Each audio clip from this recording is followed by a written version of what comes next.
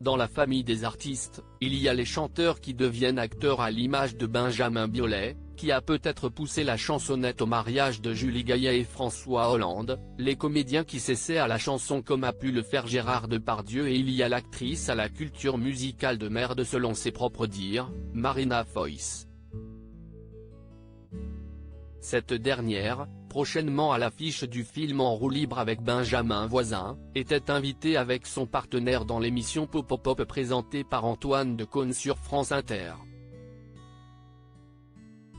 L'occasion d'en apprendre plus sur cette facette de la comédienne.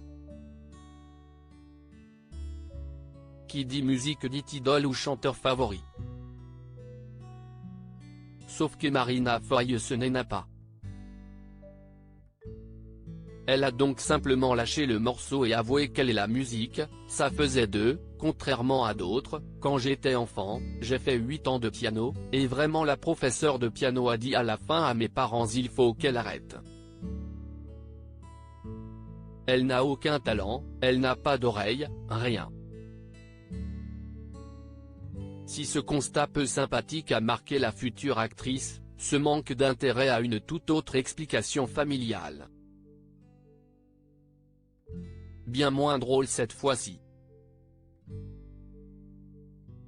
Il y a une histoire psychanalytique derrière tout ça. Ma grand-mère, la famille de Timbré, a débuté la maman de Lazare, 17 ans et Georges, 13 ans avant de poursuivre. La musique était interdite chez ma grand-mère. Parce que quand elle avait 16 ans, elle avait rendez-vous à la salle Playel pour voir un concert avec son frère adoré, qui n'est jamais arrivé pour la bonne raison qu'il est mort ce jour-là. Cette perte inattendue, qu'elle a elle-même vécue, la grand-mère de Marina Foïs ne l'a pas soignée en musique, bien au contraire.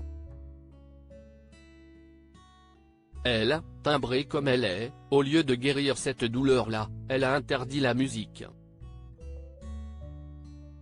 Donc je crois que tout était très compliqué. Je n'ai pas écouté pendant des années. Je disais, non, je n'aime pas la musique. Marina Foïs s'est finalement ouverte à la chanson après une remarque de Benjamin Biolay qu'elle n'a d'ailleurs pas bien prise sur le moment. On parle de ça et il me dit, si est-il nul, si est-il une pause, si est-il un personnage que tu t'es donné. Arrête de dire ça et tu verras que tu en écouteras. Et en fait, ça m'a un peu vexé. Donc maintenant je n'écoute plus, mais je ne suis pas une grande mélomane. Si est toujours mieux que rien.